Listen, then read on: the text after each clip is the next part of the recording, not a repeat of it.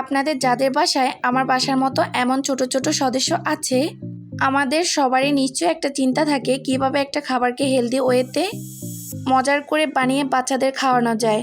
আজকে আপনাদের সাথে সেরকমই একটি মজাদার হেলদি নাস্তা রেসিপি শেয়ার করব, যেটা শুধু ছোটরাই না, বাসার বড়রাও কাড়াকাড়ি করে খাবে। এটা বানাতে কয়েকটা উপকরণই লাগে, আর মাত্র 15 মিনিট হাতে থাকলেই যে কেউই বানিয়ে নিতে পারবেন। আমি এখানে চিকেন কিমা নিয়েছি, আর এখানে 1.5 কাপ আছে। আপনারা চাইলে বাজার থেকে কিনে এনে চিকেন কিমা ব্যবহার করতে পারেন, আবার চাইলে হাড় ছাড়া চিকেনটাকে ছোট ছোট টুকরা করে পানি ছাড়া ব্লেন্ডার করে ব্যবহার করতে পারবেন। এর মধ্যে দিয়ে দিচ্ছি কাঁচা মরিচ, আমি লাল আর সবুজ দুটো মিলিয়ে প্রায় 1 টেবিল চামচের মতো কুচি করে ব্যবহার করেছি।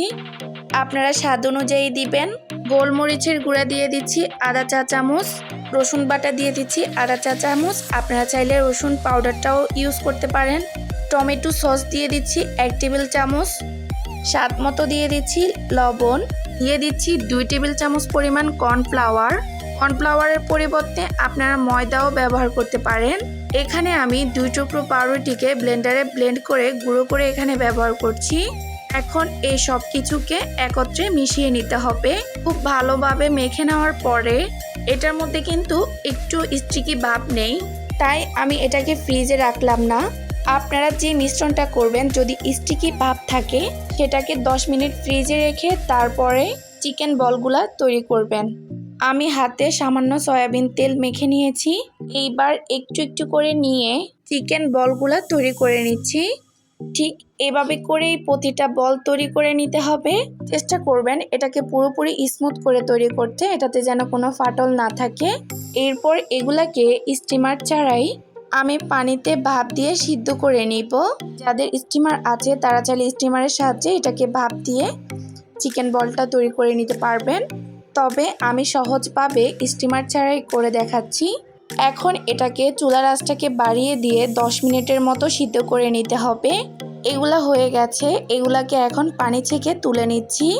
এইবার চিকেন বলগুলাকে ফ্রোজেন করতে চাইলে ঠিক এই অবস্থায় ঠান্ডা করে তারপরে আপনারা ফ্রোজেন করতে পারবেন। এইবার চিকেন বলগুলাকে ভেজে নেওয়ার পালা। ভাজার জন্য আপনারা চাইলে ডুবো তেল ব্যবহার করতে পারেন, আবার চাইলে অল্প তেলেও ভেজে নিতে পারেন। আমি আজকে অল্প তেল ব্যবহার করছি, আর যেহেতু চিকেন বলগুলা আগে থেকে সিদ্ধ করা, তাই মিট বলগুলাকে এপিট করে গোল্ডেন ব্রাউন করে ভেজে নিয়েছি। তারপর এই তো রেডি। এইবার আপনারা চাইলে ঠিক ওভাবে করেই পরিবেশন করতে পারেন, আবার চাইলে চিপির মতো করেও পরিবেশন করতে পারেন। সেই ক্ষেত্রে এরকম একটা স্টিক নিয়ে ঠিক একটা একটা করে চিকেন বলগুলাকে আপনাকে গেঁথে দিতে হবে। এতে করে ঠিক সিপিতে যেভাবে বিক্রি করা হয় সেভাবেই লুকসটা চলে আসবে। বাচ্চাদের সন্ধ্যার নাস্তার জন্য অথবা বাচ্চাদের টিফিনের জন্য একদম সহজ এবং পারফেক্ট একটা রেসিপি। এই চিকেন বলগুলা ঠিক যতটা খেতে মজার আর ঠিক ততটা স্বাস্থ্যকরও, কারণ অতিরিক্ত তেল বা মশলা কোনোটাই নেই। আশা করছি আপনারা বাচ্চাদেরকে বাসায় তৈরি করে দিবেন, আর বাচ্চাদেরকে বাইরে থেকে কিনে এনে খাওয়াতে হবে না, কারণ ঘরের খাবারটাই তো বেস্ট, তাই না? আজকে তাহলে চলে যাচ্ছি। আল্লাহ হাফেজ।